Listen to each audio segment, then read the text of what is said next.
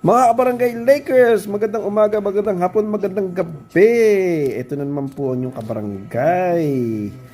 Laban po ng Lakers ngayon versus Phoenix Suns. Sila Durant. Sana po manalo tayo, straight 3 wins.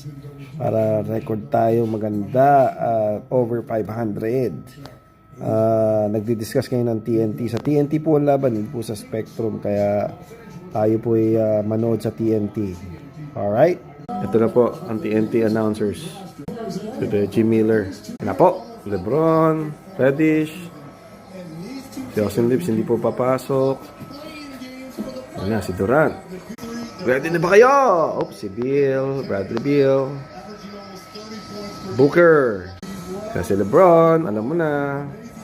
Traditional. Ayan na po. Very good. Ready na kayo?